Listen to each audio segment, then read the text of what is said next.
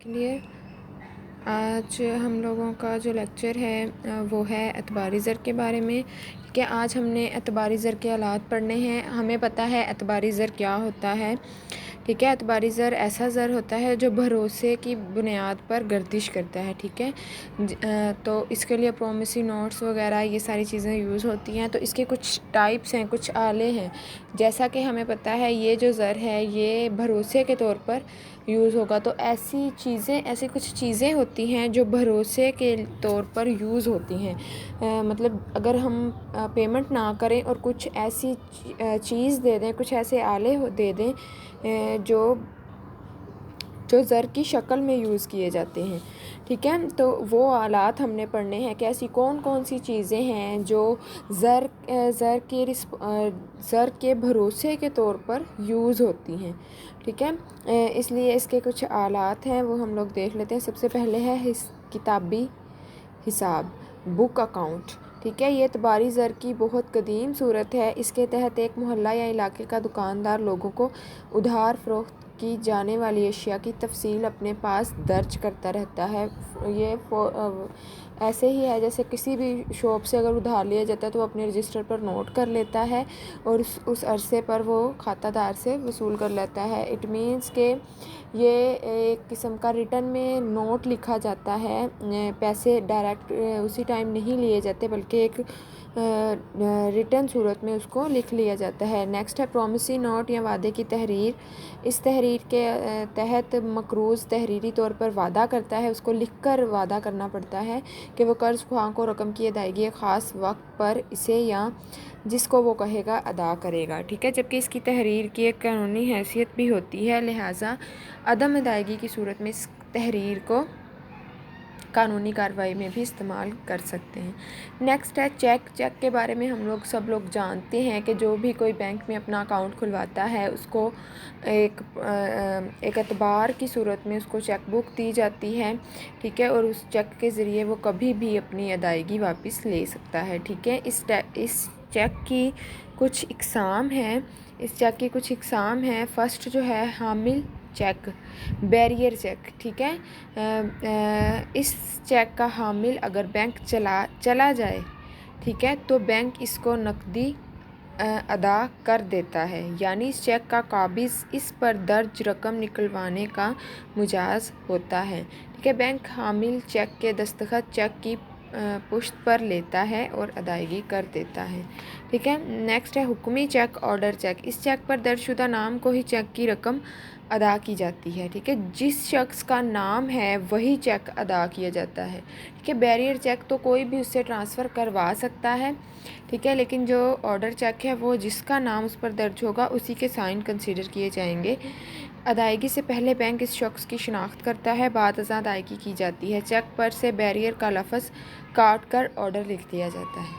Next ہے نشان زدہ چیک، کراس چیک۔ یہ ایسا چیک ہے جس کی ادائیگی فوراً نہیں کر دی جاتی بلکہ اس کے نام پر چیک لکھا جاتا ہے اور اس چیک کو اپنے اکاؤنٹ میں جمع کروایا جاتا ہے اور اس شخص کو بینک اس چیک کے متعلقہ بینک سے وصول کر کے وصول کنندہ کے کھاتے میں جمع کر دیتا ہے، ٹھیک ہے۔ ایک چیک کو بائیں جانب اوپر کونے پر دو متوازی لائنیں کھینچ کر نشان زدہ چیک میں تبدیل کر دیا جاتا ہے، ٹھیک ہے۔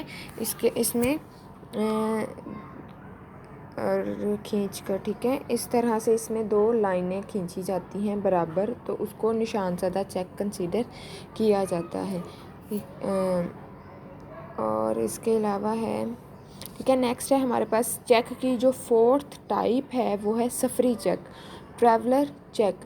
یہ چیک کی محفوظ ترین شکل ہے جو لوگ سفر کے دوران استعمال کرتے ہیں۔ اس چیک کو جاری کروانے والا شخص اپنے شہر کے کسی بھی بینک سے جاری کرواتا ہے، ٹھیک ہے۔ اس بینک کی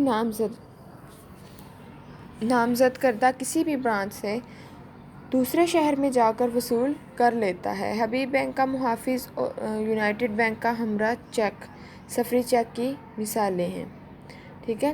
نیکسٹ ہے جو بینک کی ہمارے پاس یہ بینک کی ٹائپ نہیں ہے بلکہ یہ ہے ہمارے پاس جو ہے اعتباری زر کے آلات۔ اعتباری زر کے جو آلات ہیں وہ ٹوٹل ہمارے پاس کتنے ہیں؟ 5، ٹھیک ہے۔ 5 ہے۔ 5 کون کون سے ہیں؟ 5 ہیں فرسٹ ہے ہمارے پاس کتابی حساب، دوسرا ہے پرومسی نوٹ، تیسرا ہے چیک۔ چیک کی یہ 4 اقسام ہیں، ٹھیک ہے، حامل چیک، حکمی چیک، نشان زدہ چیک اور سفری چیک، ٹھیک ہے۔ نیکسٹ ہے 4 نمبر پر ہمارا جو اعتباری زر کا آلہ ہے وہ ہے بینک ڈرافٹ۔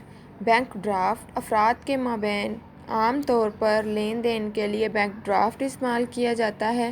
اس کے تحت رقم ایک شہر سے دوسرے شہر بآسانی منتقل کی جا سکتی ہے۔